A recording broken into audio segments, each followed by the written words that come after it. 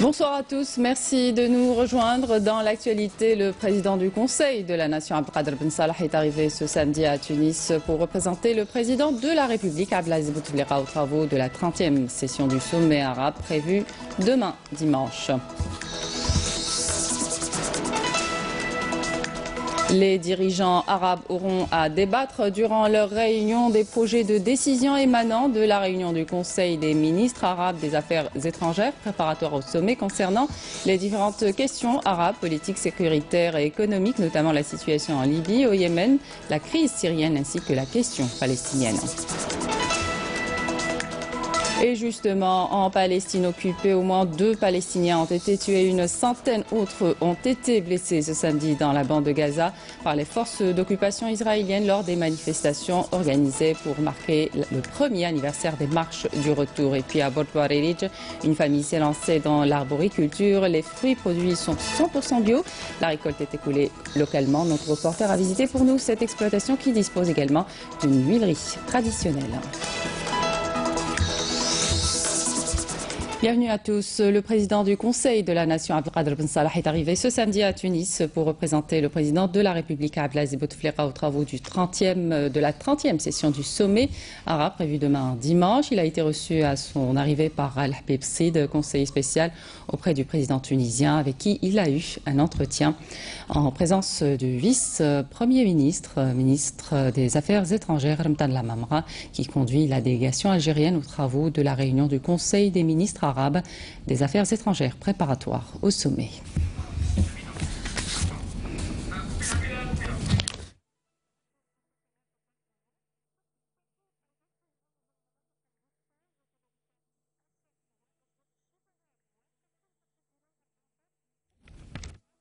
Un communiqué Le président du Conseil de la Nation, Abdelkader Ben Salah, a eu un entretien ce samedi, ou plutôt la 30e session du sommet arabe prévue demain à Tunis constitue une occasion pour examiner les questions arabes qui n'ont trop tardé et dont les répercussions en effet se sont étendues, touchant divers plans, comme c'est le cas pour la question palestinienne, la situation en Libye et au Yémen, ainsi que la crise syrienne. Naïma Nuibet, Amel Bouarba. La 30e session du sommet arabe qui s'ouvre demain dans la capitale tunisienne intervient dans un contexte particulier marqué par les multiples crises qui secouent le monde arabe. Un sommet qui revêt une importance particulière selon les observateurs régionaux et internationaux, eu égard aux différentes questions qui y seront abordées. Cette rencontre permettra en effet de se pencher sur les crises qui perdurent dans de nombreux pays arabes. La situation en Palestine est l'une des questions primordiales, notamment avec l'escalade de la violence israélienne marquée par les nouveaux bombardements qui ont visé Gaza sous embargo israélien depuis 2007, ainsi que le massacre de civils. Tout cela face au silence assourdissant de la communauté internationale et en l'absence de véritable action pour stopper l'occupant israélien, qui continue de transgresser en toute impunité le droit international, sans oublier la décision américaine de reconnaître la souveraineté israélienne sur le Golan et les agressions répétées dans la mosquée d'Al-Aqsa et dans la ville d'Al-Quds. Il est question aussi de débattre de la montée de l'islamophobie et des actes de terrorisme de l'extrême droite, notamment avec les derniers attentats terroristes qui ont ébranlé les mosquées de Christchurch dans la Nouvelle-Zélande. À cette occasion, l'accent sera mis sur la coopération et la lutte contre les menaces terroristes et la criminalité, notamment avec les risques du redéploiement du groupe Daesh après son éradication en Syrie et en Irak. La question libyenne sera également au cœur des débats avec un plaidoyer en faveur d'un règlement politique du conflit libyen dans le respect de l'unité et la souveraineté de la Libye sous l'égide des Nations Unies. Autre dossier au centre du sommet, la question du Yémen qui vit une véritable crise humanitaire, ainsi que la crise syrienne. Autant de dossiers de l'heure sur lesquels le sommet de Tunis devra se pencher en espérant que les décisions qui en découleront soient à la hauteur des attentes.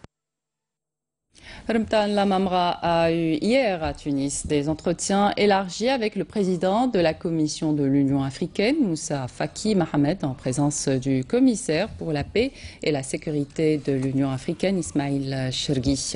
Le chef de la diplomatie algérienne a eu également ce samedi des entretiens avec respectivement les ministres des Affaires étrangères de Tunisie, du Koweït, de Bahreïn, de Libye, d'Égypte, de Palestine et de Mauritanie.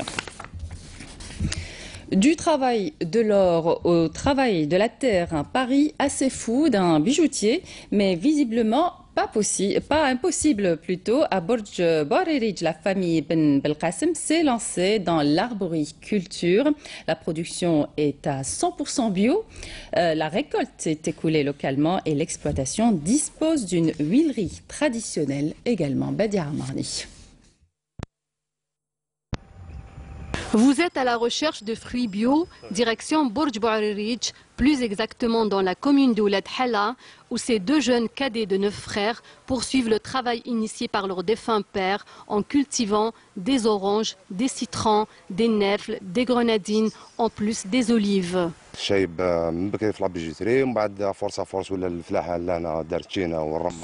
Mon père était bijoutier. Il a par la suite investi dans l'agriculture. Comme vous voyez, il a planté des arbres fruitiers. Au départ, je n'ai pas aimé cette activité, mais finalement, on y travaille sereinement et dans le calme. J'ai fini par être passionné par l'agriculture et je la préfère au commerce. Nos produits sont à 100% bio, sans engrais ni autres produits chimiques. sans engrais, sans فيها والو même la nature خدمة وهذا مكان. Cette exploitation agricole de 8 hectares fait de l'arboriculture son activité phare. Vu leur qualité, pas besoin d'aller très loin pour commercialiser les produits de cette exploitation. Ils sont achalandés dans la commune et dans les régions avoisinantes. L'objectif de ces deux jeunes frères est d'élargir leur activité en introduisant les techniques modernes comme les multichapelles. ماذا بينا ندخلوا في الميلتي شابيل ماذا بينا نزيدوا نطوروا شتي كيفاش دروك الفلاحه قلت ما فيها النوفو. Nous souhaitons développer davantage notre activité et investir à l'avenir dans les multichapelles. Comme vous le savez, il y a toujours des développements dans ce secteur. L'agriculture a besoin de beaucoup de patience pour récolter les fruits de son labeur. La majorité des jeunes d'aujourd'hui cherchent toujours des investissements pour gagner rapidement leur vie. Pour moi, il n'y a pas mieux que l'agriculture. Des mécanismes d'aide sont mis en place et même des instituts de formation.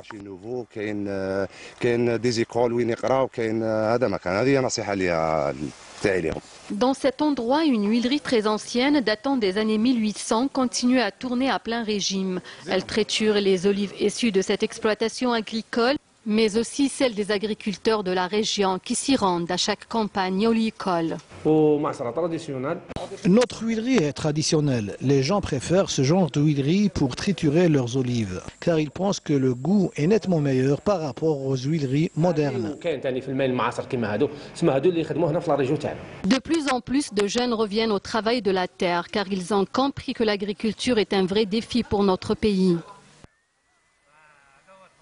Les jeunes Algériens, décidément de plus en plus actifs, s'intéressent davantage au travail de la terre. Dans la wilaya d'Al Bayad, un groupe de jeunes agriculteurs a réussi à revaloriser un terrain aride de 10 000 hectares et en faire une exploitation agricole renfermant plus de 2 millions d'oliviers. Nessima Imloul. C'est avec beaucoup de volonté et de détermination que des jeunes agriculteurs dans la wilaya d'Al Bayad ont réussi à faire d'un terrain aride de 10 000 hectares une exploitation agricole de plus de 2 millions d'oliviers, une expérience qui a donné ses fruits. اختيار نوعية الزيتون المتواجدة حاليا أمامنا تم بالاعتماد على دراسات تقنية. Le choix de la qualité d'olive a été basé sur des études techniques réalisées en prenant en compte les facteurs pédoclimatiques. التربة والخصائص المناخية les facteurs pédoclimatiques. L'objectif de ce projet est d'atteindre l'autosuffisance qui pourra engendrer le développement local en mettant fin à la dépendance des importations. Cette exploitation agricole utilise les dernières technologies depuis la mise en valeur des terres jusqu'à la récolte du produit. تتعرض أشجار زيتون خلال الموسم إلى العديد من الأمراض والطفيليات وهذا ما يتطلب منا القيام بمتابعة دورية. Durant la saison, les oliviers sont exposés aux multiples maladies et parasites, ce qui exige notre présence pour le suivi périodique des champs, le traitement et surtout la prévention. إحنا رانا هنايا باش نوفروا ونحققوا. Notre rôle est d'apporter l'assurance et le soutien aux agriculteurs et mettre à leur disposition les moyens nécessaires. La bonne gestion de cette jeune équipe a permis la productivité d'environ 150 000 litres d'huile d'olive annuelle destinée à la consommation locale et aspire à l'extension de l'exploitation pour seul et unique objectif, l'exportation.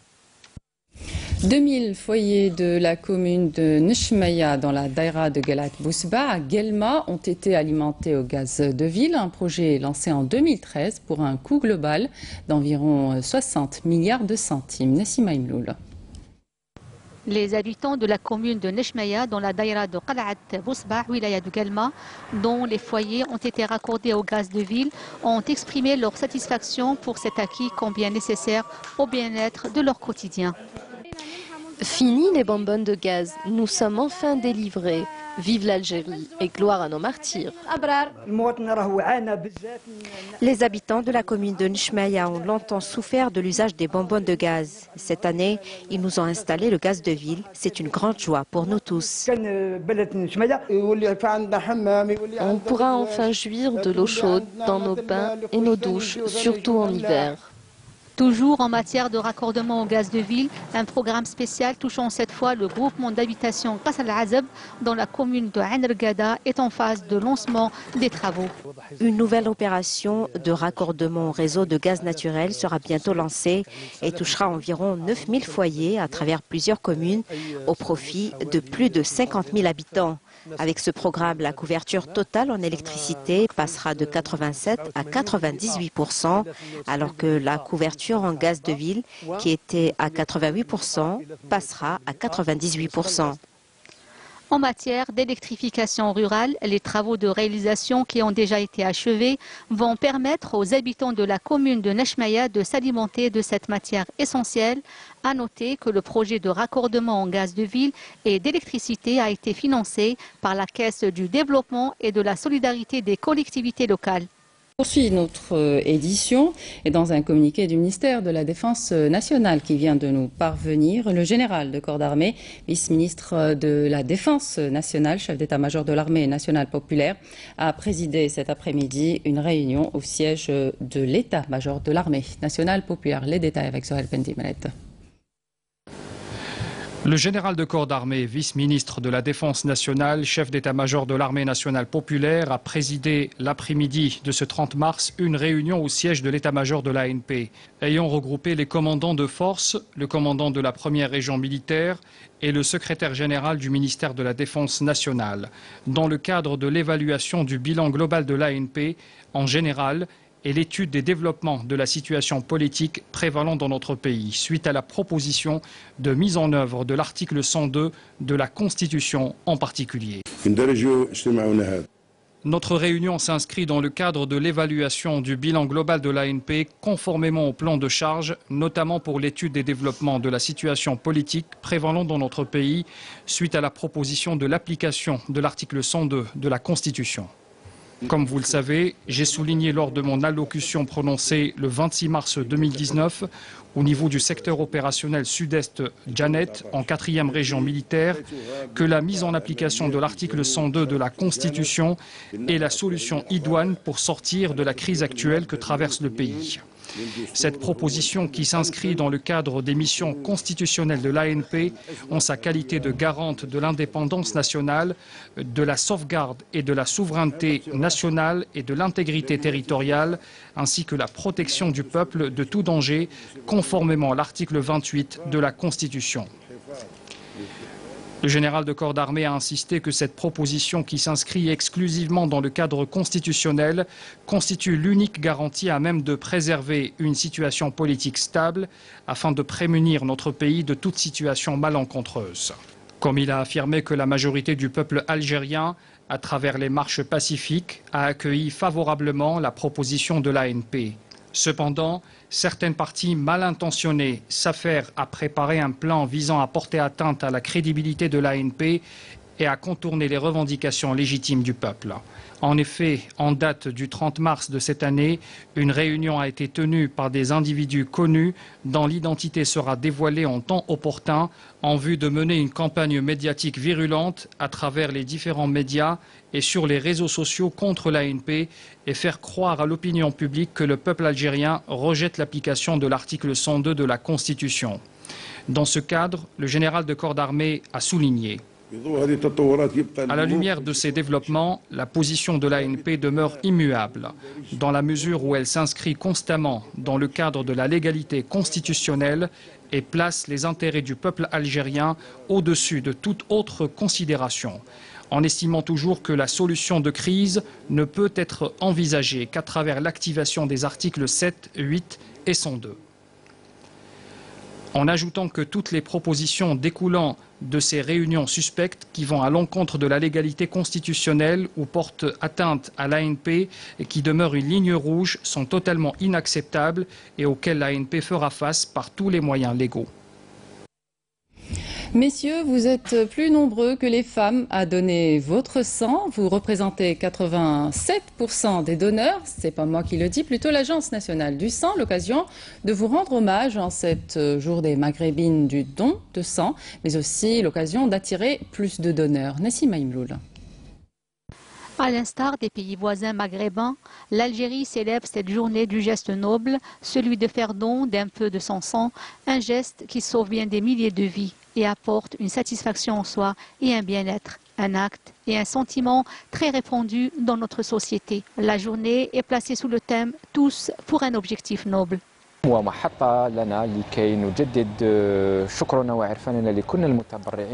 Pour nous, c'est une occasion de remercier surtout les habitués du don de sang et aussi une occasion de rappeler à l'ensemble des citoyens l'importance de ce geste et de les sensibiliser à venir nombreux pour aider les patients hospitalisés et dont le besoin reste croissant, car c'est cette générosité de la part des donneurs qui permet de combler le besoin des malades. L'opération du don de sang, ce geste qui sauve des vies, reste très bénéfique pour le donneur lui-même. Parfois, des gens viennent pour le don du sang et pendant la consultation, certains découvrent qu'ils sont malades. Mais dans le cas où la personne se trouve en bonne santé, elle procède normalement à cet acte qui dure quelques minutes. Je profite de cette occasion pour lancer un appel à tous les citoyens et citoyennes âgés entre 18 et 65 ans étant en bonne santé à se rapprocher des centres de transfusion sanguine ou des camions mobiles pour donner un peu de ce liquide vital. انهم يتوجهوا الى مراكز حقن الدم او على مستوى شاحنات التبرع بالدم ليتبرعون بهذا السائل الثمين.